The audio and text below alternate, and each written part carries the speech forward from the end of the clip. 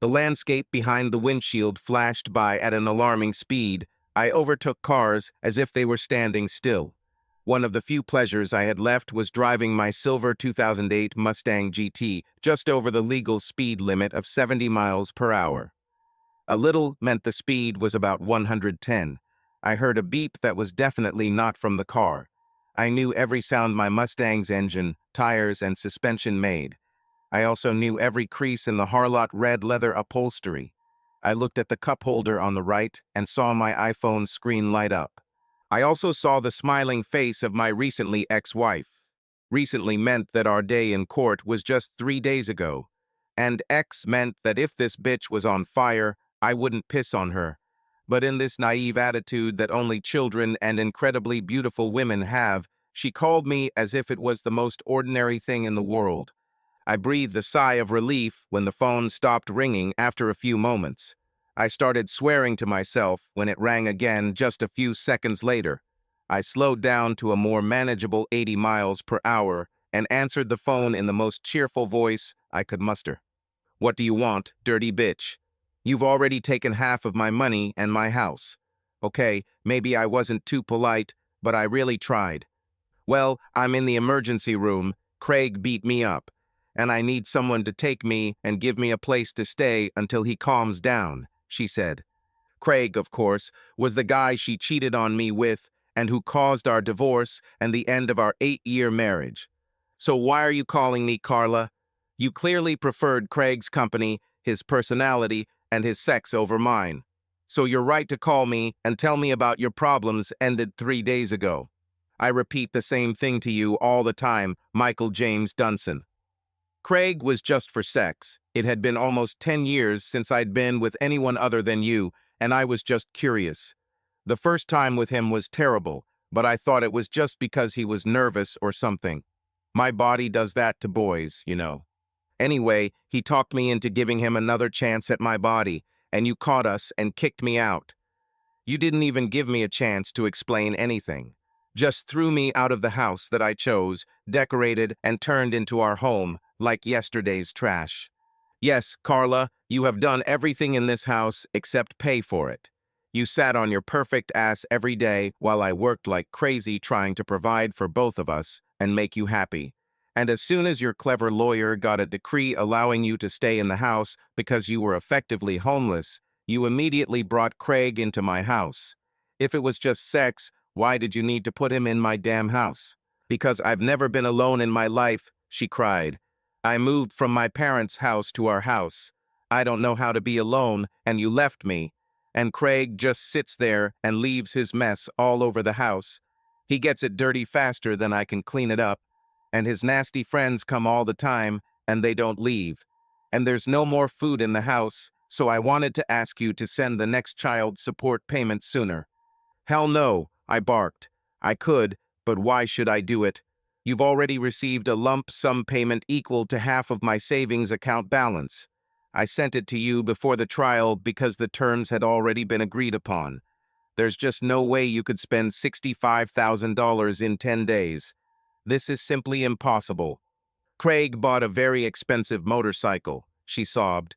He also had it customized with several unique parts. I thought it would be good for us, and we could go on little trips. It might not have been as much fun as when you and I went out in the Mustang, but I was hoping that since you didn't want me anymore, maybe Craig would start treating me better. In other words, since you couldn't get your husband back, you wanted to make your lover a husband. But it didn't work, did it? Carla, sell this damn motorcycle. Call the police and evict Craig and his friends, and find yourself some simpleton you can control, I said. Well, I can't sell the motorcycle because he crashed it, and the rest of my money went to pay for part of the damage he caused in the accident. I still owe about $8,000. The police won't come because the neighbors have called them so many times that I don't think they'll listen to me. Basically, I'm just begging you to come back. You are the only man I love. I keep telling you that Craig was just fun, just an experiment that went horribly wrong. None of our friends want anything to do with me. They treat me like I'm a stupid bitch with a plague. Even my parents look at me like I'm a fool for letting you go. I just want us. Carla, it seems to me that I'm leaving the network coverage area. I'm driving through a tunnel. The connection is interrupted, I said, laughing and ending the call. For the first time in weeks, I felt really good. Much of my tension disappeared when I laughed. After another 5 minutes, laughing so hard I could barely control the car, I pulled off the highway and slowed to a near walking speed of 30 miles per hour to navigate the streets. My Mustang was often the subject of police attention, and my insurance premiums were already quite high. My premiums went up when I installed a supercharger, even though I didn't report it to the insurance company. I think they have psychics working for them. One smart cop also caught me when he looked under the car and found my illegal off-road X-pipe. I needed to find the only police officer in Michigan who was also a hot rod fan.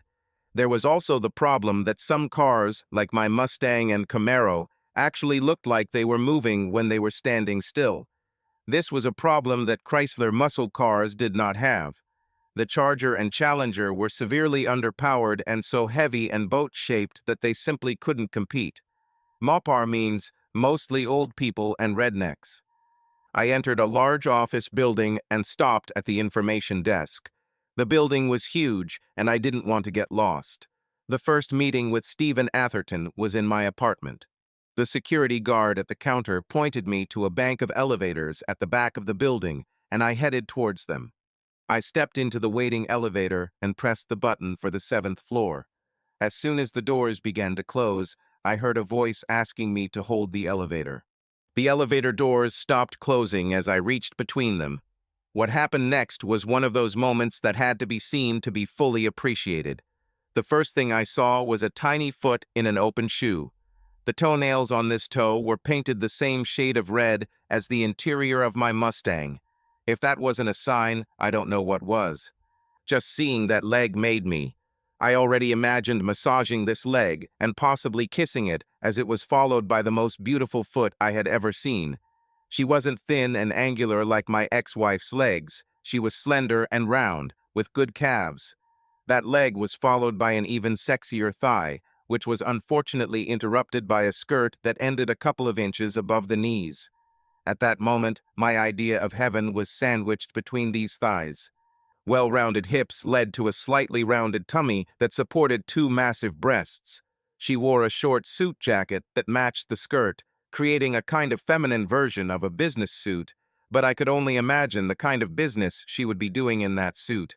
Long, frothy black hair with a slight wave at the ends framed a face that, although not classically beautiful, was awe-inspiring.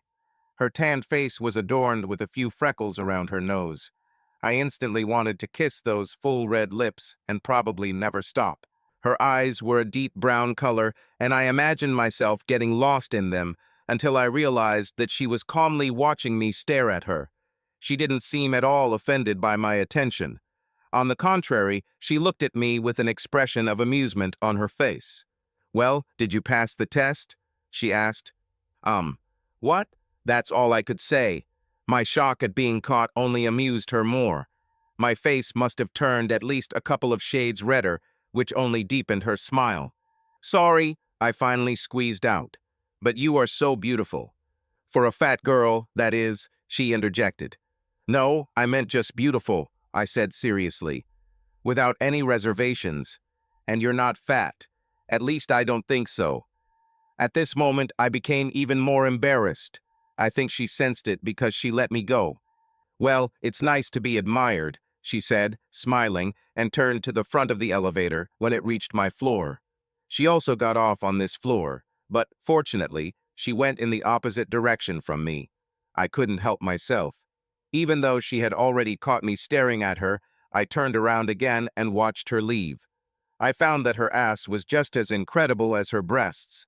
As I watched her leave, all the blood quickly flowed from one head to the other. Unfortunately, she turned around when I didn't expect it and caught me examining her again. I simply waved goodbye to her and headed towards Atherton's office. I walked in and Atherton's secretary pointed to a chair.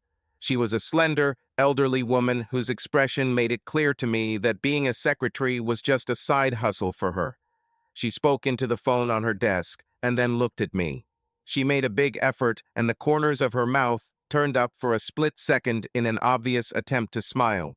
But she wasn't very good at it, and that only made her creepier.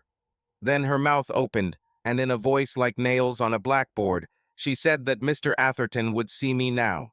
Atherton, on the other hand, was friendly, lively, and outgoing. He stood up as I entered the room and shook my hand vigorously, as if he expected me to save him from his secretary or take her with me when I left. Mike Dansen, he told me, as if I either didn't know my own name or he needed to say it to refresh my memory. Would you like something to drink? How about coffee? He suggested. I said I was fine and just wanted to know what information he found for me. Well, as you thought, this is a very valuable thing. I believe we can make good money from this at a gun fair or knife show. But there may be a way to earn even more if you are willing to consider other opportunities, he said, studying me. I got the impression that he was trying to read me and adapting his offer depending on what he thought I wanted to hear. I didn't know if he was trying to come up with a better plan for my interests or his own, but either way, I wanted to hear both options and decide for myself. I'm open to all possibilities, so let's listen to both plans, I said. Well, we need to wait. He began before being interrupted by his intercom ringing. Mr. Atherton, your second client has arrived, the secretary said shrilly through the speaker on Atherton's desk. I wondered how he could stand this woman. Working with her would drive me crazy. Send her here, he said sharply into the speaker. The office door opened and Atherton stood up again to greet his new visitor. I was sure the look on my face and the sound of my jaw hitting the floor were noticeable. The woman from the elevator entered the room and sat down in the chair next to me. She looked at me with the same amused expression before turning her eyes to Atherton and shaking his hand. Mike Dansen, let me introduce you to Miss Samantha Chavaria, Atherton said. It was an extremely formal performance. Atherton was clearly old school. We've already met, briefly, I said, extending my hand. She took my hand and shook it gently, leaving me to admire the softness of her skin and the warmth of her body as she looked into my eyes. I found myself thinking that if the rest of her body was as warm as this, I would never be able to let her out of bed. Suddenly, I realized that she was talking to me. I just told you that you can let go of my hand any time you want, she said, smiling at me. Sorry, I said. I was glad that at least this time she didn't catch me examining her breasts. Okay, let's get down to business, Atherton said. Mr. Dansen, the thing that you want to liquidate has aroused great interest from many different people. You have many options on what to do with it. Miss Chavaria represents one such interest and has a vested interest in it. She has decided not to express her preferences until you hear other suggestions.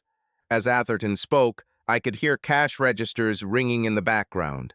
Sharing my fortune and my home with my sneaky, cheating ex left me feeling like I urgently needed a quick influx of cash to start building my retirement nest again. One of the pistols you found in the attic was authenticated and actually belonged to your great-great-grandfather Samuel Dansen. It was the same 1874 Schofield in .44 caliber with an ivory handle. It usually costs between $40,000 and $50,000 on the open market. My heart sank. It was good money, especially since I'm not into guns, and it would almost make up for the amount I lost to Carla, but not quite. In addition, the fact that only one of the pistols was valuable was a little upsetting. I believed that one of the pistols was my great-great-grandfather's work pistol, and the other was his special pistol for special occasions. The other gun is actually more valuable because it belonged to your great-great-uncle Jack Dansen. Laughing Jack was an outlaw who eventually became the sheriff of the same small town. This is the same 1874 Schofield in .44 caliber with an ebony handle. Together, these pistols are worth almost twice as much because the brothers led an unusual lifestyle. If we sell them to a private collector, we could get up to $200,000. However, I believe our best option is to wait until next month when the military and firearms auction takes place and put them up for auction. This carries significant risks, but on the other hand, in a full-blown betting battle, you could become a very rich man. Again his eyes followed me, and I wondered if he was more worried about me becoming rich or about himself. Its share will be significant in any case. How much do you know about the history of your ancestors? He asked. Well, not very much, I said. And in this Miss Chavaria can help us because, you see, she, like the fourth partner in our little syndicate, is partly related to you. He shook his head, seeing the shock on our faces. If you go back far enough, I guess everyone on the planet is partly related to someone else, he added. We have enough time before our dinner meeting to start this story. We'll probably finish it next time. He went to the closet and pulled out 3 old books. Although their skin was faded and cracked, they were in very good condition. I have marked certain passages in each book so that when read in sequence, you will get the whole story without getting confused by different and confusing points of view, he said. And then I started reading. Excerpt from the Diary of Samuel Dansen, May 4th, 1875. I arrived in Navarro, Texas this morning, tired and hungry from a long drive. It seems like a pretty nice city, but I'm not sure I'll stay here long. This didn't seem like a place where I could settle down and build my life. This morning's misunderstanding in the town square only confirmed to me that I had more reasons for running away than Arabella's refusal to marry me. Jack's reputation had spread so far into Texas that several townspeople mistook me for him and were immediately afraid of me. The city sheriff approached me and tried to arrest me. I had to show him a letter I received from the U.S. Marshal's office, signed by the local judge, explaining that Jack and I were twins and that I had never robbed or stolen anything. I don't think he really believed me, but he recognized the judge's signature and decided to take it on faith. As long as I don't fool around or cause trouble in his city while I'm here. The area around the city seems quite picturesque, and there don't seem to be any problems here. This might have been a good place to settle down if Jack hadn't gotten to this region before I did. The biggest problem for me is that I'm running out of money, and there doesn't seem to be much work around here, unless of course you work in a brothel or saloon. I don't want to do either one or the other. None of the big ranches in the area are hiring right now, so I'll probably move on tomorrow. Excerpt from the Diary of Samuel Dansen, the 6th of May. Maybe I'll stay here for a while. Yesterday, I was leaving the boarding house where I was staying and saw the sheriff talking to a group of suspicious characters. I started walking in their direction just as one of them tried to pass the sheriff from behind. The one standing in front of the sheriff began to become rude and reached for his weapon. The sheriff shot him in the shoulder, but whoever was behind was about to shoot the sheriff in the back. I had no choice. I pulled out my revolver and shot him in the hand. It was a clean and difficult shot from that distance. I just shot him in the arm. He will survive, but will no longer be able to fully use this arm. I sincerely regret that I injured the person, but I had no choice. It was either that or let him shoot the sheriff in the back and kill him. I think that's the main difference between me and Jack. Jack simply does whatever it takes to get what he wants, no matter who it hurts. I'm just not strong or determined enough to hurt someone for the sake of my happiness.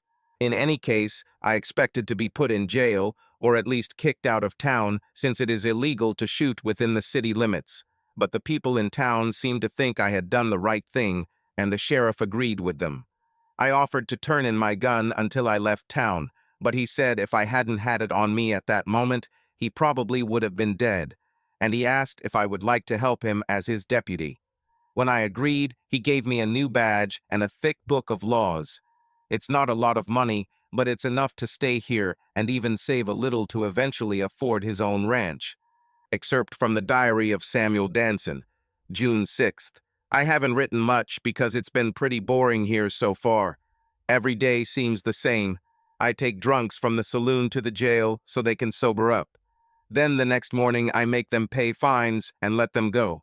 Sometimes it seems like the same people get drunk every night, and their fines are more like paying rent to keep a roof over their heads at night. Lord, the fine is cheaper than a boarding house or hotel, so I can start drinking myself. However, something interesting is happening now, although I'm not sure how seriously to take it. One of the women working at the boarding house seemed interested in me. She is a very beautiful Mexican girl with long dark hair and beautiful brown eyes. I might have loved her too if I weren't still unsure of my feelings for women after all these troubles with Arabella. One thing's for sure, I haven't thought about Arabella in weeks, so maybe I really am forgetting her. Excerpt from the Diary of Samuel Dansen, June 16th. Today, everything has changed. My life is going in a completely different direction than I imagined. One of the duties the sheriff assigned me was to greet new arrivals. When the stagecoach arrives, I meet them and help them get their bearings and get settled. One of the new arrivals today was Miss Constance Farmwell. She will be the new teacher at the church school. She is 22 years old, has blonde hair and blue eyes. She is very slim and tall for a woman, and probably the most beautiful I have ever seen. She is the woman I would marry. The problem is that she looks exactly like Arabella, maybe a little taller and a little smaller in the chest, but otherwise they could be twins. Perhaps all women with these facial features look the same. Unfortunately, although I spent a lot of time with her, helping her more than any other newcomer, even women, she did not seem to notice me. She kept forgetting my name and bumping into me by accident. Perhaps there is no romance in my future. Excerpt from Constance Farmwell's diary, June 16, 1875. I arrived in Navarro, Texas early this morning to start a new life. Leaving the East was the best decision for me, since my family's reputation was completely destroyed by my father and brother's addictions to public drinking and gambling. After my father lost our family home in a card game, I had no choice but to look elsewhere for my life. A friendly priest from our parish area knew a priest here in town. The priest here, Father Thompson, appears to be opening a school as this small town strives to become a legitimate city. Since my prospects in the East have been extremely limited, this may be a great decision for me. We, stagecoach passengers, were met at the station by the most extraordinary man I have ever seen. He's a deputy sheriff. His name is Sam Dansen. The first time he looked at me, my heart started dancing.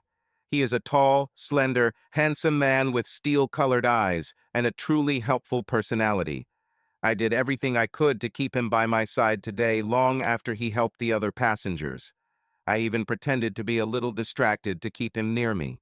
I wish I was a man sometimes so I could be more straightforward and stop playing these ridiculous games, but that's what society expects from a modern 19th century woman. As he accompanied me around the city, I noticed that one dark-haired girl who worked at the boarding house was not too happy about me spending time with him. I will pray for her, because he is not married to her and may soon be married to me if I have the opportunity to speak out on this matter. I wonder what kind of house we will build and where. How much does a sheriff's deputy earn? June 18th. Today, I finally moved into a room at the church. I couldn't stay in this boarding house any longer. It seems that everything was against me there. From day one, I had problems with the staff there, especially with this little Mexican girl. When I first got to my room, I needed a bath to soothe my back and sore muscles after a terrible stagecoach ride. I swear it felt like all my insides and lady parts were going to be shaken out from all the pushing and shaking. After the women brought the bathtub into the room and filled it with hot water, complaining and grumbling the whole way, I began to undress. As soon as I stepped into the bathtub, I noticed that for some reason they filled it not with warm water, as I asked, but with almost ice-cold water with foam on top. The water was also not fresh. It smelled like they had cleaned fish in it. I was so tired that I didn't notice how cold the water was until I sat in it, only to practically jump out as soon as my bottom and tender parts almost froze on contact. Unfortunately, at that moment the door to my room mysteriously swung open. It was extremely unfortunate timing that a group of card players were just passing by my room, while I was standing completely naked with the door open. They screamed and cackled and stared at me until I closed and slammed the door. I had to shout downstairs for a bowl of fresh water to wash the fishy smell off me, and of course, several hours passed before they brought fresh water. Over the past 2 days at the boarding house, everything had gone wrong for me. My stay here at the church is much more comfortable, and my luck seems to have improved. June 19th. Today, the city is faced with a terrible tragedy. The town doesn't have a real bank yet, So until now, all the money people wanted to save was kept in small safe deposit boxes under their names in the saloon. Construction of the bank and post office, which will also serve as a telegraph office, began last week. I guess some of the criminals in the area wanted to steal the money before it was placed in the safe. They robbed the saloon. Someone called the sheriff, and he went there. There were 5 armed men against the sheriff and his deputy. None of the criminals survived. The bad news for the city was that the sheriff was killed by one of the bandits. As far as I'm concerned, he was the longest-serving sheriff anyone can remember. He worked for just under 10 months. Less than 10 minutes after the firefight ended, a unanimous election took place. Sam was elected as the new sheriff. His first official duty was to bury the old sheriff. I'm afraid for him. Once I can convince him that he is meant for me, I must persuade him to choose another profession. He always reads that law book, and the town really needs a lawyer. Let some other fool be sheriff. One more thing. After the shootout ended, my rival for Sam's attention ran towards my man and pressed her big breasts against him. I may have to take a more aggressive approach in my attempts to win over Sam Dansen. The dangers of his current profession and the increasingly obvious attack from competition, plus the fact that Sam is now the town's sheriff, seem to require it. Add to this the fact that every single woman in the city, some married and even easily accessible girls, are after my man. Excerpt from the diary of Samuel Dansen, April 4th, 1876. I guess with all the changes in my life over the last 8 or 9 months, I really should have written more. But since I became sheriff, everything moves so fast that I barely have time to breathe, let alone write.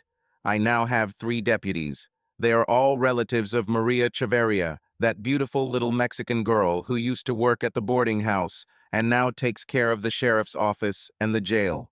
No one wanted to take on a deputy job after the last sheriff was killed last year, but she somehow convinced her cousins that it was a great opportunity. At first, the townspeople weren't too happy about it, given the race relations at the time, but since they valued their safety and none of them were ready to work, they reluctantly agreed. There are only a few weeks left before my wedding.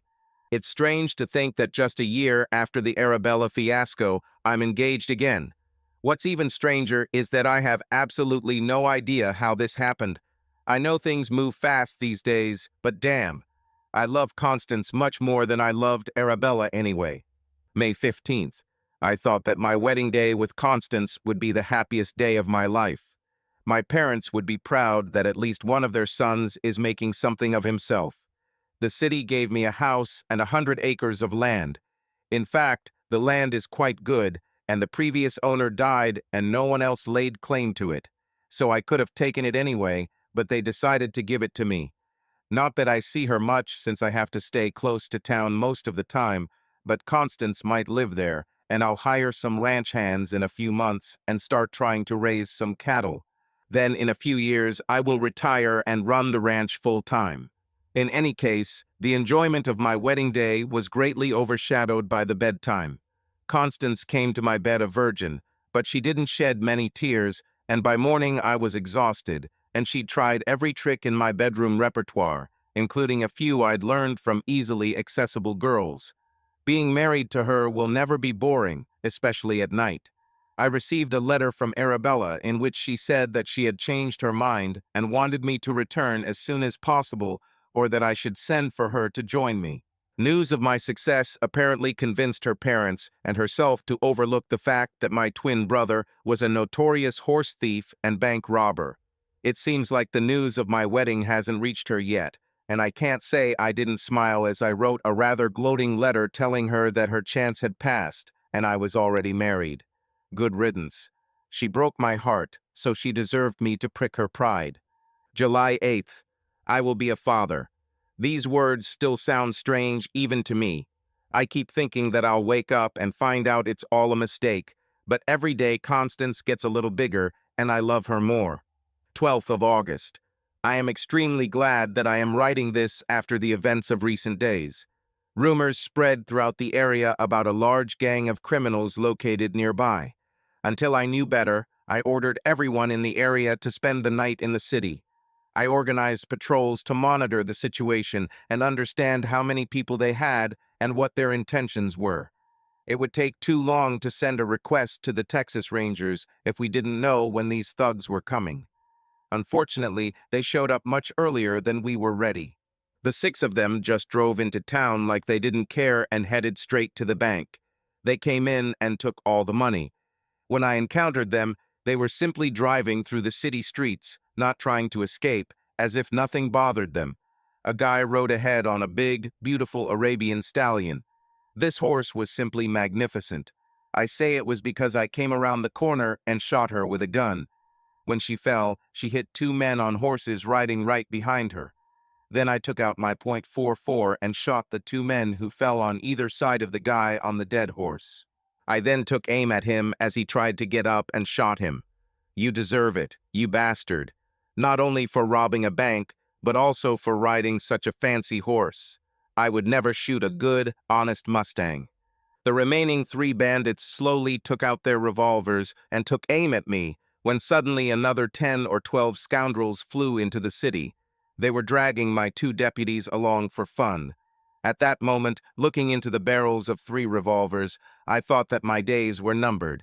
I will never see my child born. It's not in your best interest to shoot the sheriff, Bart, the voice said. Especially because before his body hits the ground, I will shoot you. I think you'd better let me and the sheriff talk for a while. In the meantime, return the money back to the bank. I said that we came here for fun, not for work. If Bart had any doubts, he didn't show them. He immediately holstered his revolver, smiled at me, and walked back to the bank, with three friends following behind him. The man who had spoken to him earlier dismounted and approached me. Even with a bandana covering the lower half of his face, I recognized him, especially because his face was almost identical to what I see in the mirror every morning. When he took off his bandana and looked at me, a smile appeared on my face, and people who were watching from windows or around corners were shocked and came outside. Even today, seeing a pair of identical twins can be quite scary. "Sheriff, your wife is coming here," one of the townspeople shouted. "Jack, let's play a joke," I whispered, sitting down opposite him in the saloon. I quickly took his black hat and pulled it over his face, throwing him my white hat, which he immediately put on. Constance ran into the saloon, forgetting for a moment that normally she would never have appeared there. She was very pregnant, but still incredibly beautiful, and every man in the saloon looked at her with lust. She quickly walked up to Jack, thinking it was me, and kissed him on the lips. Jack didn't know how to react. "I just heard, I'm so glad you're alive," she said. "When you come home today, I'll show you how happy I am." "Won't your husband be against this?" I asked from under Jack's hat, still covering my face. "This is my husband," she answered sharply. Then, perhaps it was her feminine instincts or fate, I don't know, but she looked at Jack again. Then she took off his hat and looked carefully at his face. "Who are you?" she asked him. Jack and I both laughed at the same time. I took off Jack's hat and gave it back to him, while Constance just looked at us both. I don't think she liked the joke. The 6th of September. I should really try to write in this journal more often. Nothing special happens. The city gradually got used to the fact that a well-known gang seemed to have settled in our city. In fact, after many years of separation, I enjoy my brother's company.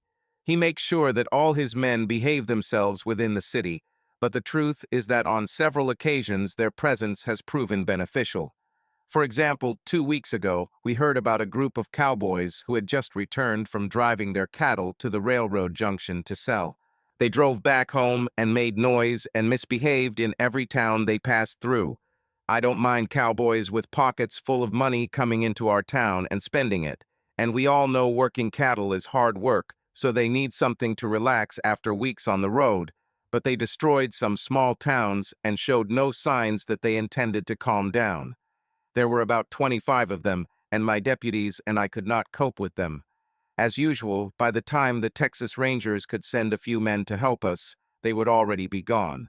So, as usual, my deputies and I rode out to meet them before they reached the city. We took up a position on the road about half a mile from town and waited. They stopped when they got to us and asked what was the matter.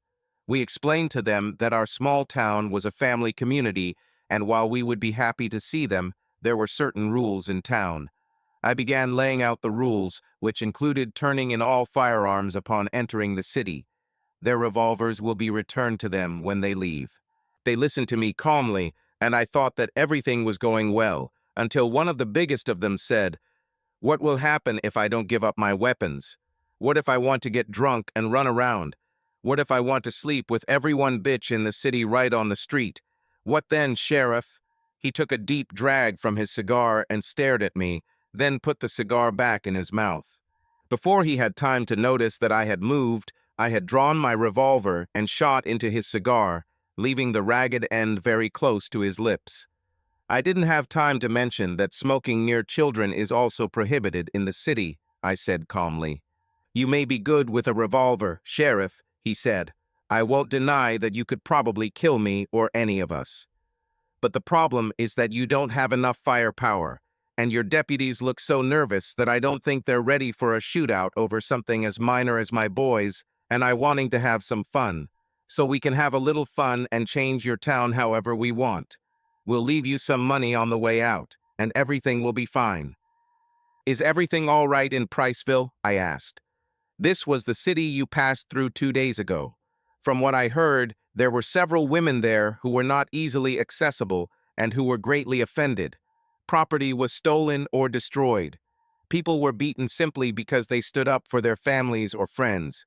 We don't need such guests, so either you obey my rules or you don't enter the city." "Again, Sheriff," he yelled, "you just don't have enough people to stop us from riding into your little town and doing whatever we want, so." Before he could finish speaking, we all heard a group of horsemen approaching us. Jack and his men pulled up right behind us. "Sorry for being late. Did I miss something?" Jack asked politely. "Who the hell are you?" blurted out the cowboy. "It's Bloody Jack Dansen. I saw his picture on the wanted poster," said one of the cowboys. "Damn it, it's him," said another.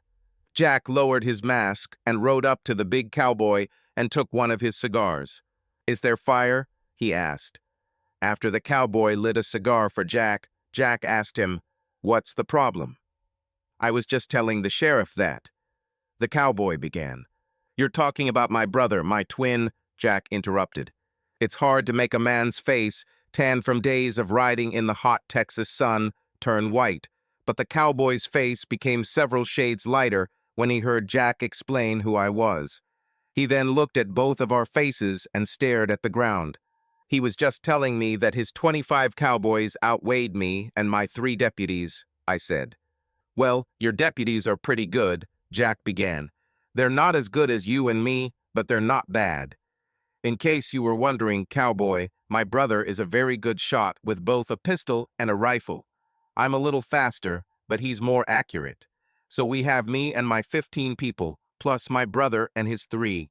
Damn it, there are still fewer of us than you. But our 20 people are used to fighting for their lives every day. Your people are half drunk and used to chasing cows. Half of them seem to have never shot at anything other than tin cans. I think I like those odds." We all heard several cowboys swallow loudly and look at their boss. "Of course, we'll probably lose a couple of people in the fight," I began. "But you will all die, every one of you," Jack finished, as twins often do when they finish each other's sentences. "If you insist on such inhospitality, we will take our business elsewhere," said the cowboy. He turned his horse and rode back the way he had come, taking all his men with him. After this, Jack and his men settled in the city. They lived in a hotel and boarding house. I can't say that there weren't any incidents, but when they happened, everything was resolved fairly, and they spent the night in prison and paid fines like everyone else. Everything was going well until a few months after my son was born. Constance Dansen Diary, March 14th. Dear Diary, I must admit that I still have a problem. Since the 6th month of pregnancy, I have felt like a bitch in heat. I often pounce on Sam as soon as he gets home. I don't know what came over me. It's been a month since I gave birth to John Jack, who we named after his grandfather and uncle. I'm looking forward to Sam coming home tonight so we can start trying for another baby. It's hard to believe how much my life plans have changed since I met Sam. I used to dream of becoming a teacher or a businesswoman, but now I only want to be a wife and mother. I especially love being a mother, and I especially love the process that leads to it. I have to admit, my waist may have grown an inch or two, and my breasts aren't as high as they were before the baby was born, but Sam doesn't seem to care, and no one in town seems to have noticed. All the men still watch my every move when I go out into the city. April 3rd. Dear Diary, the problem seems to have gotten worse. Sam and I start as soon as I put the baby to bed. Last night he made love to me almost all night, stopping only for a few minutes of sleep. In the morning he left for work, still tired from our activities. I feel sorry for him, because in his profession you need to be fully conscious, and any hitch could be fatal. I also feel guilty because, God, I'm sorry, I just wasn't enough. Lately, I have been having a constant itch down there that needs to be scratched. In a way, I blame Sam for this, because before him, I was a God-fearing virgin until he took my virginity and started all this. April 9th. God, forgive me for what I did. This morning, Jack came into the house looking for Sam, and I only let him see me in my nightgown. I thought his eyes would pop out of their sockets. I simply smiled at him, which could be taken as an invitation. He started coming towards me, and I was ready for him. But then he shook his head and told me to pull myself together and stop acting like an easy girl. Despite how much I love Sam, I shudder to think what might have happened if it had been any other man other than his brother. May 2nd. My life is over. Last week, I cheated on my husband. It all started innocently. A stranger came to the ranch while I was taking a bath. A tall, gruff man who clearly liked what he saw. I hated it at first sight, but my itch would not let me rest. He was looking for Jack. I do not know why. Someone is always looking for Jack. Half of them want to kill him in a gunfight to avenge someone he hurt or killed, or to make a reputation for themselves by killing him. The others want to join his gang. I didn't know if this man was a fighter or wanted to join, but I invited him into the house. I wish it hadn't happened, but I did it, and now there's no turning back. He's not a handsome man like Sam or Jack. Plus, he's a little overweight. But the worst thing is that he absolutely does not know how to handle his equipment as well as my Sam. He was so inept in bed that I would never have thought to try it with anyone other than Sam. Unfortunately, it didn't work out that way. The worst part was that when Sam came home that night, ready to wear me out, I had to pretend I was tired from the night before so he wouldn't see the bruises on my ass. The next day, the man, Cletus, returned just as Sam left for town. I told him Jack wasn't home, but he came in anyway. He wanted what he got yesterday. I told him no, but he just smiled at me and asked if I wanted Sam to know what I gave him. I'd never heard that term before, but whatever it meant, I didn't want Sam to know. So I made him promise not to leave bruises, and I gave him what he wanted. The next day he returned again, but not alone. He brought another man, and they both made love to me. For a woman who a week ago was itching to make love, I began to hate the thought of it. Over the course of several days, Cletus developed a pattern. He would arrive as soon as Sam left, and sometimes bring 3 or 4 men with him. I found out much later that he was charging them for the opportunity to make love to me. I saw no way out of my dilemma, but fate intervened to give me a break. Cletus met Jack in town one morning and a shootout began. Jack, from what I've heard, isn't as accurate with a weapon as Sam, but he's faster than lightning. Luckily for me, Cletus died a few hours later. I swore that I would never cheat on Sam again as long as I lived. But a week later, the itching returned, and I fought it with all my might. My misfortune continued when I went shopping at the general store and ran into one of the men Cletus was bringing to the ranch. Now that he knew who I really was, other than the bitch Cletus, he wanted to get to know me better. Around this time, life started to go south for both Sam and I. My situation worsened because men were now coming to the ranch almost every day, and unlike Cletus, some of them did not want to leave when it was time for Sam to return home. It seemed that rumors of a woman who did what even prostitutes refused to do, and did it for free, had spread throughout the city. Atherton stopped reading the diaries when we heard a beep from the intercom on his desk. Samantha and I stretched and looked at each other. We were so engrossed in history that we lost track of time and forgot where we were. "Miss Peyton from the auction house is here," said the sarcastic voice of Atherton's secretary over the intercom. "Please invite her," Atherton replied. He straightened up, straightened his tie, and checked his shirt for wrinkles. After a few moments, I realized why. Miss Peyton was tall and slender, with long blonde hair. She had a beautiful smile and used it often. She could easily be mistaken for one of the Playboy models that every man dreams of. Atherton acted like a puppy around her. I expected him to drop to the floor and kneel with his hands clasped like a dog asking for a treat, tongue hanging out. Of course, she would have to pat him on the head and say, "Good boy." I would have places where she could pet me too, but I wasn't going to roll around on the floor to get her to do it. Samantha cleared her throat loudly and looked up. Her beautiful eyes narrowed dangerously, but I couldn't tell whether they were directed at Atherton or me. "I'm sorry," Atherton said. "I would like to introduce you to Miss Diana Peyton of Waterhouse Western Memorabilia Auctions. She is interested in offering your items at an upcoming auction. She is confident that that is, you, can make significantly more money if we put Mrs. Diaries together. Mr. Dansen's Chavarias and weapons as a single set. We can also generate interest in the items by displaying them on her website." Miss Peyton gave Samantha a small smile and then turned her attention completely to me. When she smiled at me, despite her beauty, for some reason I remembered a huge snake. I also noticed two things. First, she must have had more than 32 teeth to have such a wide smile, and second, she looked a lot like my ex-wife. "It's quite late. I'd like to invite you to dinner, and we could discuss my proposal over food," she said, looking straight at me. "Of course, I mean all of us," she added, turning to Samantha. We all got into Miss Peyton's large BMW sedan. The inside of the car was so spacious and luxurious that it felt like we were sitting in someone's living room. The ride was so smooth that I couldn't feel the road below us. Surprisingly, I felt uncomfortable as I was used to feeling the road and faster acceleration. This car seemed to float like an airship. I also didn't like the seating arrangement. Miss Peyton opened the door and herded Samantha and Atherton into the back seat, then closed the door. I wondered why, because there would be enough space for me. I ended up in the front seat with her. Halfway through, she tried a cheap teenage trick. She put her hand on the gear shift, even though the car was automatic, then lowered her hand from the lever to mine. She smiled at me as she did this. What was she up to? I also used a cheap trick, smiled back at her, and then pretended to yawn and used my hand to cover my mouth. She repeated this trick at the restaurant. Somehow it happened that Atherton was sitting next to Samantha, and I ended up next to Miss Peyton.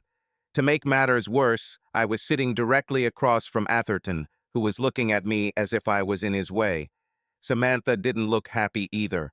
In fact, the only person who smiled was Miss Peyton. She smiled like a shark or like a lioness who has separated her prey from the herd. During dinner, she laid out her plan. She will begin advertising and promoting these items to generate interest before the auction opens. She will take photographs to post on the internet and write an article about them for all military and Western magazines. With this kind of publicity, we will surely attract many buyers who will be able to pay good money for these items, and we will all make a lot of money. Miss Peyton was rubbing her leg hard against mine under the table. I tried to move away from her, but within reason, so as not to look stupid. My mind was already starting to tell me that I should agree. Samantha dropped her fork and bent down to pick it up, glancing at what was happening under the table. When she returned to her seat, she glared at me, but Miss Peyton simply smiled at her and didn't stop. She had to admit she was confident.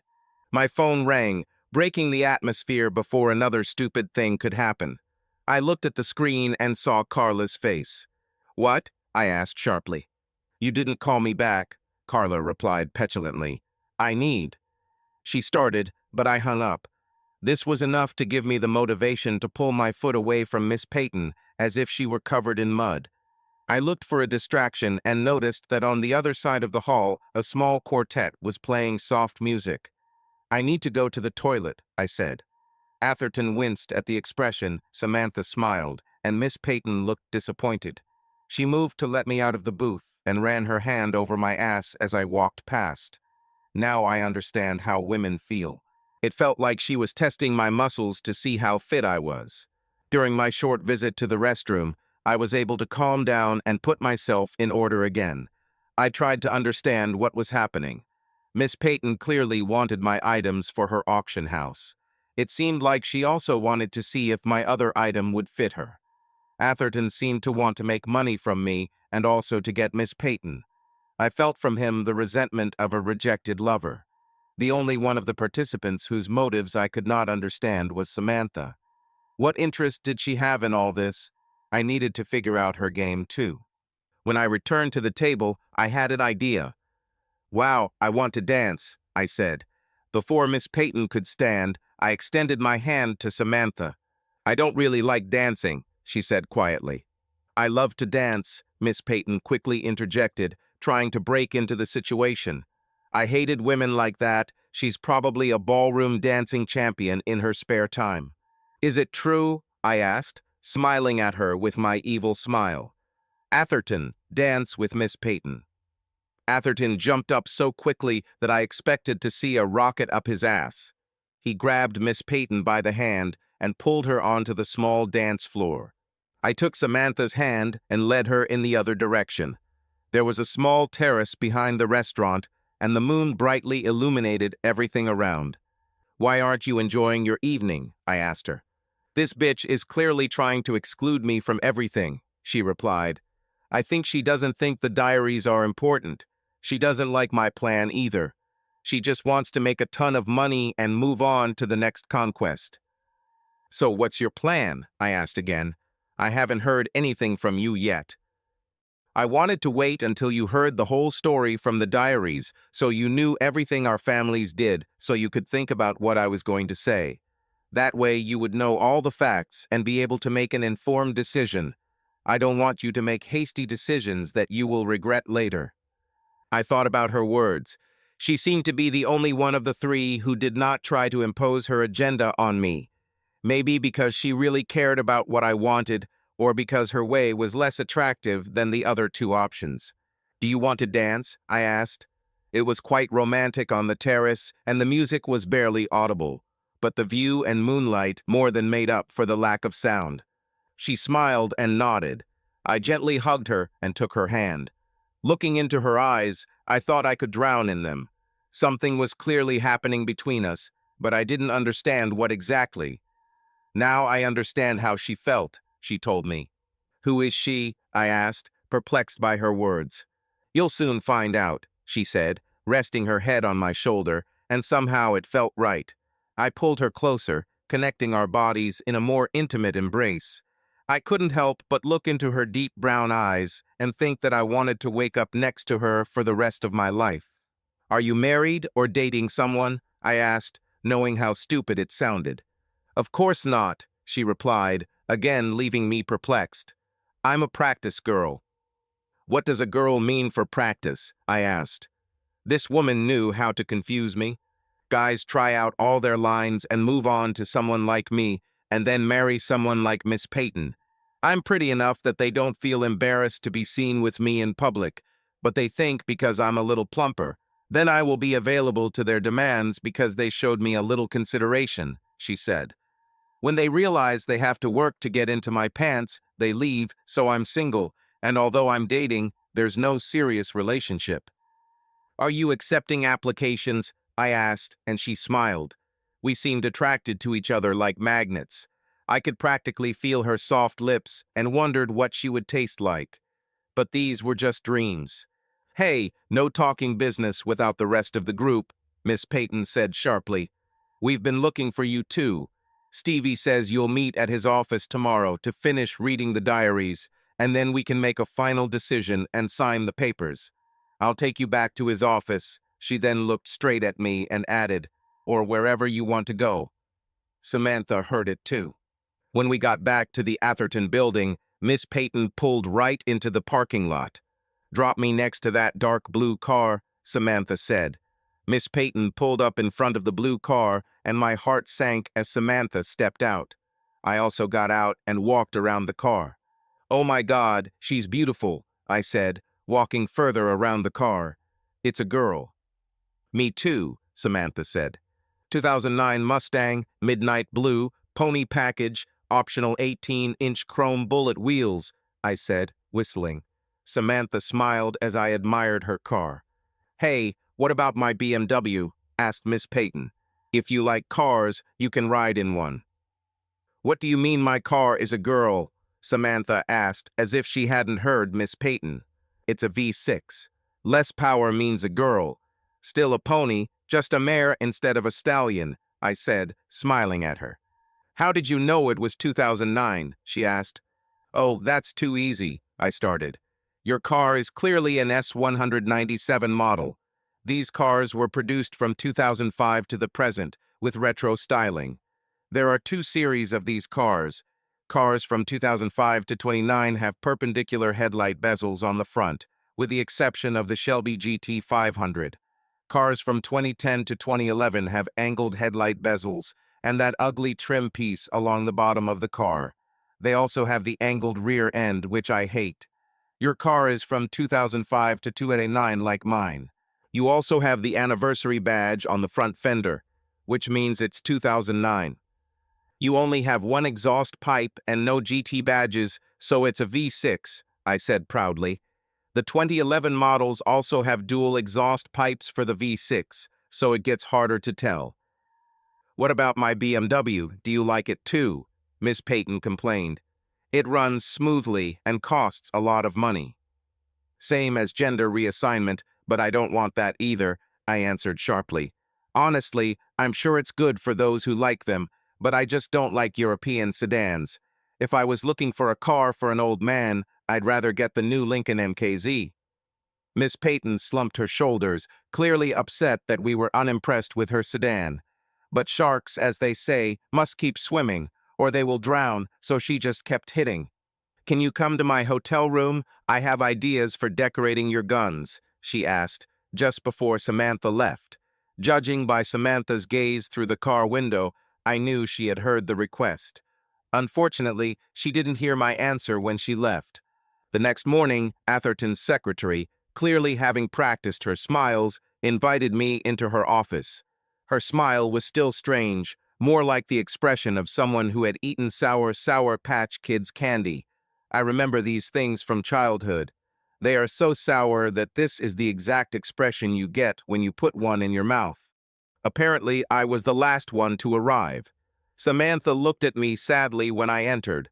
I wanted to go and sit next to her to find out what was bothering her, but I was intercepted by Miss Peyton, who grabbed my hand, looked me in the eyes, and said, "Last night was wonderful," leading me to a chair. I noticed that she sat down between me and Samantha. "Where are we staying?" asked Atherton. "Oh yeah, I marked the spot." Then he began to read, and we made ourselves comfortable. Sam Dunsen's diary, May 4th.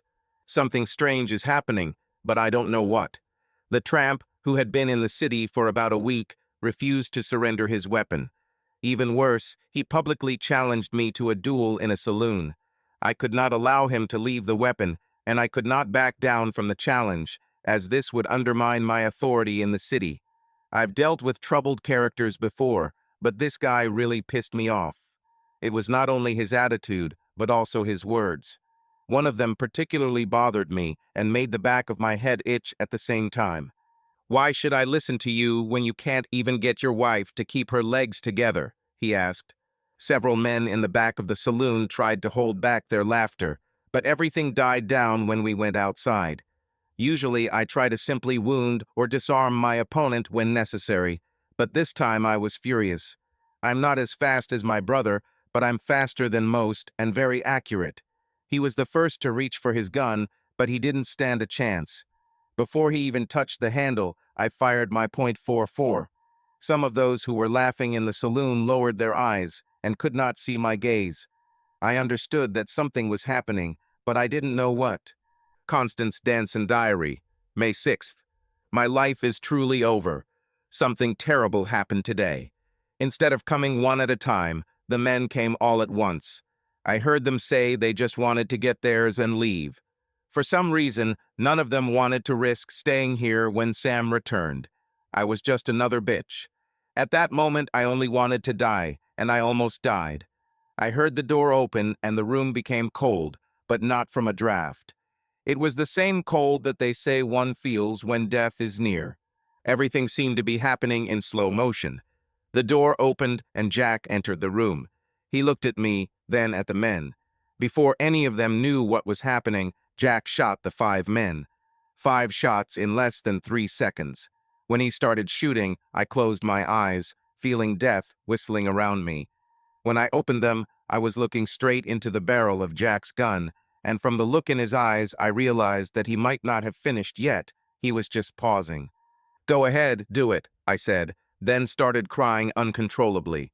The sound of Jack's gunfire brought a couple of his men into the room.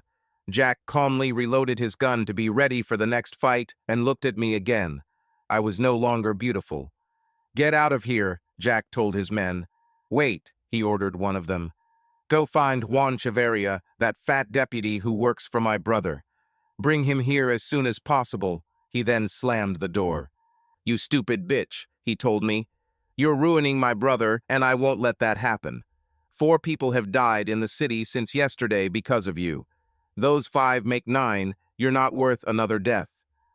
"What are you talking about, Jack?" I asked him. "I haven't heard about this. Sam didn't tell me much about his work. He was kind of quiet last night. He didn't even want to make love to me, but I needed it. After being had and abused all day, I needed to feel loved and needed." Sam had a strange look in his eyes, as if he wanted to ask something but wasn't sure he wanted to hear the answer. So we just left it. Yesterday, some guy challenged Sam to a duel downtown. My brother doesn't usually kill anyone. That's the difference between him and me. He just doesn't have the nerves of steel to kill. But he killed this guy because he was pissed off about it. "What he said about you," said Jack. He looked at me again. "Today was worse. Another guy you had sex with was also called Sam, but he was smarter. Sam shot him, but the guy's friend was behind Sam and tried to shoot him with a shotgun. Sam heard him and started turning around, but he was too late and he shot," said Jack. I felt like my world had collapsed. My husband, the only man I had ever loved, was dead, and it was my fault. Suddenly, I didn't have the strength to stand. I didn't tell anyone, but I thought I was pregnant again, and the chances of it being Sam's baby weren't great. Now my husband is dead, and it was my fault. "My Sam is dead," I howled. "Just shoot me now." In Atherton's office, I jumped to my feet. "Bullshit," I shouted so loudly that Atherton's secretary peered out from behind the door and looked at me angrily. "My great-grandfather didn't die like that," I said. "He died in bed when he was about 75 years old." Samantha looked at me with the same amused smile she had when she caught me looking at her breasts for the first time. I smiled back. You had to make a fool of yourself to see her smile.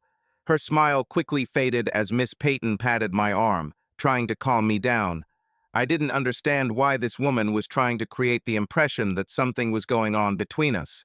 I abruptly pulled my hand out of her grip, as if she had some kind of illness, and sat back down. Samantha was amused by this. "Can I continue?" asked Atherton. Sam Dunsen's diary, the 6th of May.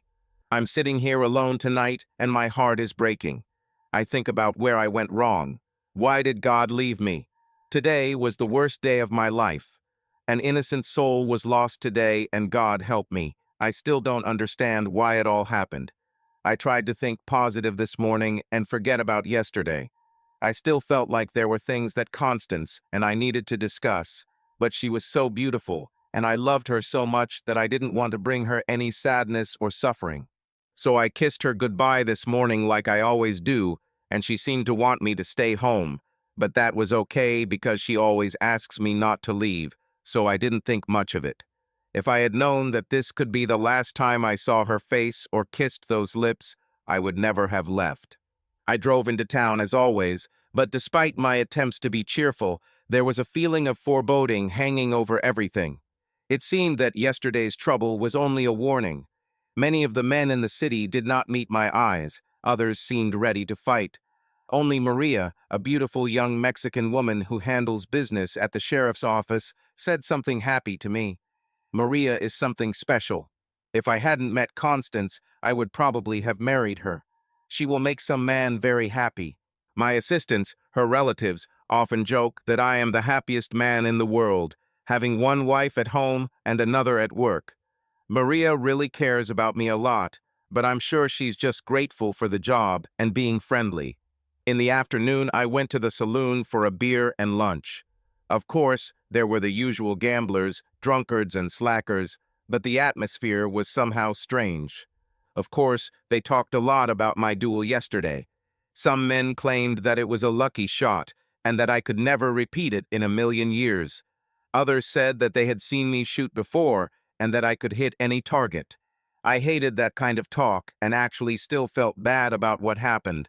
I could have easily just wounded him or shot him in the arm and disarmed him. But I let my anger take over because he insulted me through Constance and the man died because of it. I did not feel proud of my victory, only shame for my weakness of spirit, and decided to leave so as not to hear about it anymore. But of course, it didn't work out. As soon as I left the saloon, a big guy from the next town pushed me angrily. "You want to start a fight, mister?" I asked him. "From what I hear, you're the one who starts the fights," he replied. "You killed my brother in cold blood yesterday because you were jealous that he had your cheating wife. If every man who sleeps with that bitch dies, there won't be any men left in Texas." "I don't know what you're talking about. Your brother challenged me to a duel. I even let him reach for the gun first. And Constance almost never comes to town," I replied sharply. "You let him reach for the gun first because you and your brother are professional marksmen, and he was just a cowboy. He didn't stand a chance against you. And as for your bitch, as far as I'm concerned, she doesn't even have to come to town. She's not selling herself, she's just giving it away for free at your ranch. I heard she's taking on more than one man at a time now. I can't wait to." He didn't have time to finish because at that moment my fist slammed hard into his jaw, sending him into the mud on the street. I was angrier than ever. "Let's see if you're better than your brother," I snapped. "Finally, I was starting to think you're just as much of a coward as your brother. Doesn't he shoot people in the back? Or are you as big and soft as your bitch?" He smiled as he said this. Laughter and grins were heard again from the assembled spectators. No matter how angry I was, all my regrets and anguish about yesterday disappeared. I was ready to kill another person because of Constance's good name. We lined up outside again, and it seemed like the whole town, plus some others, had gathered to watch. I looked at my opponent and was puzzled. He was not looking at me, but at something behind me. I wasn't going to fall for that old trick. He hoped that I would turn around to see who was behind me, and then he would grab the gun and shoot me while I stared at nothing. I continued to look him straight in the eyes, waiting for any movement that would indicate his intention. If he doesn't move soon, I'll kill him just to end this and find out what's going on with Constance. There was no way she was doing what he said. She was at home taking care of our baby. He blinked, and as if by inertia, my hand went for the gun, even before my brain registered his movement. Like his brother, he was slow, and before his hand touched the weapon, my Schofield .44 spat another bullet in his direction. But even before he fell, I heard a sound behind me. I instinctively knew that this was the cocking of the gun. He didn't look at the ghost, and I knew I'd be late. I will die. But even when I heard the terrible roar of the gun, something small crashed into me, intercepting almost the entire charge. I was hit by several pellets, but remained unharmed. He then grabbed another pistol from one of his men and fired again.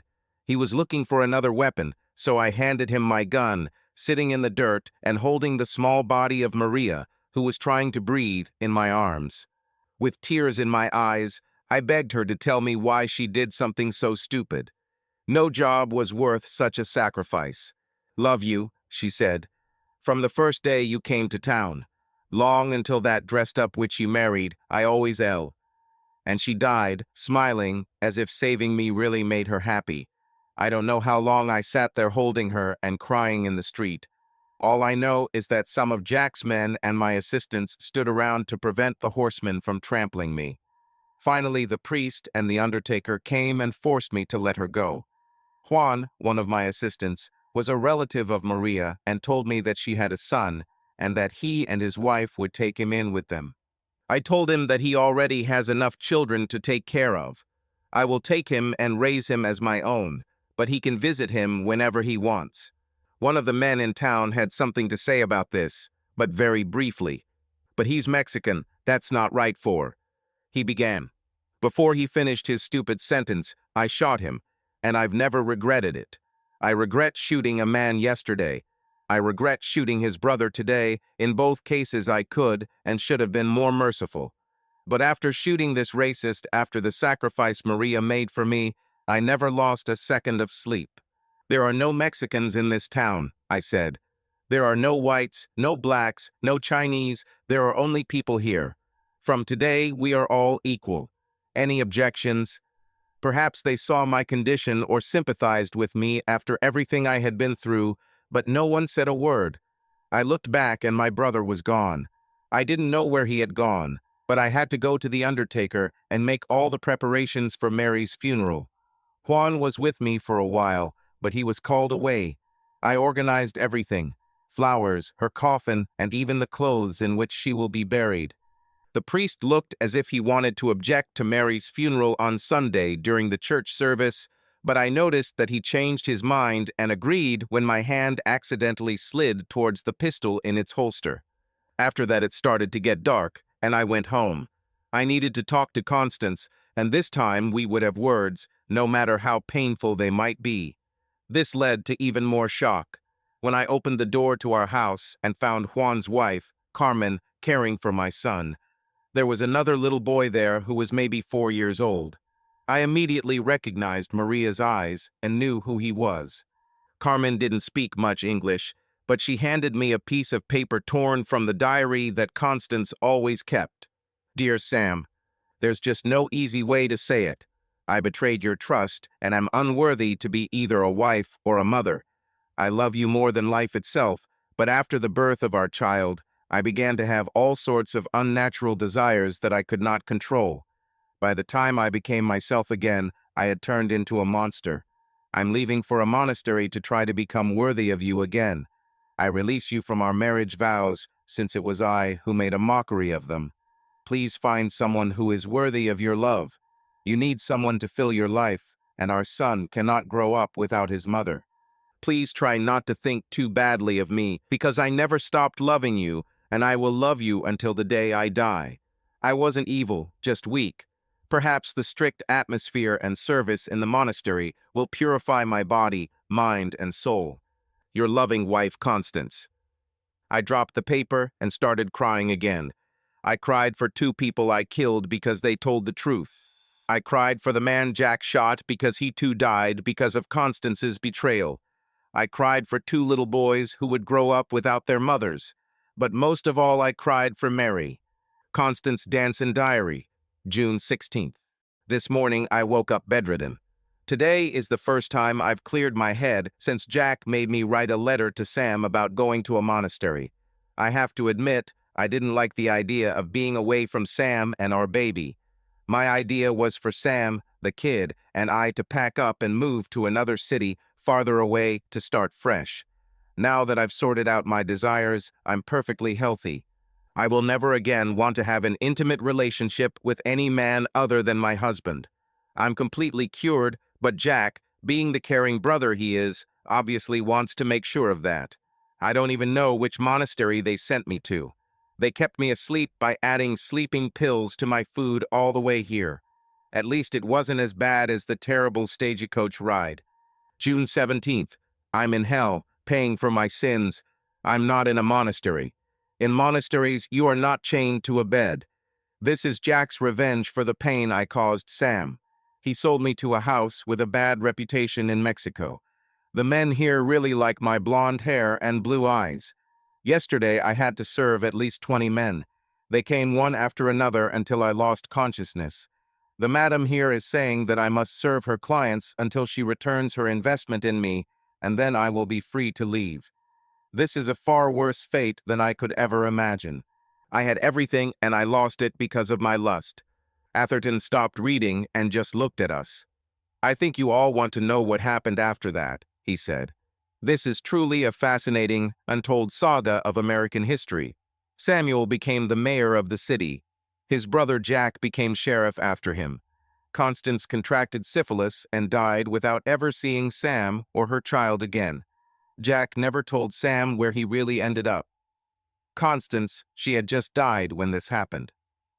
Okay, let's talk business, Miss Peyton said, stroking my arm vigorously. Okay, let's not, I replied sharply, turning to Samantha. I'd like to hear what you had to suggest. Samantha was clearly tense. She licked her soft, full lips and looked at me. As you may have realized, Mary was my great-grandmother, and the Dunsens are yours. Miss Peyton claims to be related to the Constance family. This small town where they are from was renamed about 50 years ago. It is now called Dansen, Texas. They recently finished building a small museum, and I was going to give the diaries to this museum. As Mr. Atherton said, our family history is an untold saga of American history that should be known and loved by all people, and not just sold to one rich man. Hid it in his attic. But before you came, Mr. Atherton and Miss Peyton explained to me how much money you could get for the entire collection. The diaries themselves are valuable, but the pistols are real collector's items. I already told Mr. Atherton and Miss Peyton what I want to do with them. It was very nice to meet you. It was my dream, and I really know how she felt. Samantha stood up and left the office, leaving me perplexed. Miss Peyton's hysterical laughter began immediately after the door quietly closed. I turned to her, and she stopped laughing. Can you believe this woman? Give them to some little museum in the middle of nowhere, Texas? We're talking hundreds of thousands of dollars, not change. But don't worry, we don't need her. She did the dumbest thing I've ever, or heard. Atherton, give me this contract. She handed me what looked like a deed or bill of sale, and my name was on it. What is this? I asked. She gave you the diaries, Miss Peyton laughed. Free, no money. She just gave it to you. Then she started laughing again. Some people just don't deserve money. You're right about that, I chuckled. Atherton, where are my pistols? He opened the wall safe behind his desk and pulled out a case containing my ancestors' pistols. I took the case and stacked the diaries on top. He placed them on the table and shook Atherton's hand. Then he headed towards the door. Wait, where are you going? Miss Peyton shouted. Just as I was leaving the building, I saw Samantha's Mustang pull out of the parking lot. I jumped into my car and quickly drove off. I was sure that I would catch up with her.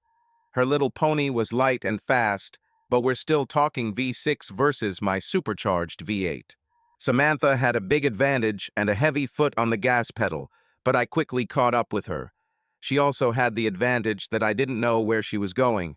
She could go on any trip. In the end, the cops helped me. They pulled her over for speeding. I stopped at a safe distance from the police and began waving my hands, signaling them. One of the cops approached me cautiously, his hand on his gun. Officer, I didn't mean to alarm you, but I need to talk to my girlfriend after you finish writing her a ticket, I said. He just looked at me and nodded. You can talk to her while we check her ID and plates. Just don't try anything stupid. We have her driver's license and car. Why did you tell him I was your girlfriend? Samantha asked. Out of desire, I replied. But after that wonderful night you spent with Miss Peyton, I thought. After you left, I drove home alone. I'm just as confused as you are about what that bitch was saying and trying to make you and Atherton think. But there's nothing between me and her. Now tell me how to get to your museum, I said. What about all this money? She asked. To hell with the money, I prefer you, I replied. But it's not the way our ancestors did it, she said. This is not the scenario it should be. I know, I said. The script was for me to fall in love with a dumb blonde who would end up breaking my heart and hurting me. making a lot of people suffer because of her selfishness, right? She nodded. It happened and passed. Changed the script, I said sharply. We know that in the end what our ancestors didn't work out. No one was happy. So we have a chance to do it the way they should have done it. And you've had enough practice. Don't you think it's time to get real? She nodded again, and we finally kissed. Her lips were as warm and soft as I imagined. We went to Dansen and gave them pistols and diaries. We were invited to participate in the parade in honor of the city's Founders' Day and were given the key to the city. We moved there after our wedding. Miss Peyton spent a lot of her money promoting items she didn't have a contract to sell, so she was fired. She tried to sue us, but again, without a contract, she had no case. Atherton took this calmly and married his sour secretary. Turns out she was a real wild cat in bed. And my ex-wife Carla still calls me often, and I hang up. Subscribe to our channel so that your love doesn't cheat on you, and go ahead and listen to the next story, because this story is nothing compared to the next one. If you're under 18, don't even think click to the next one.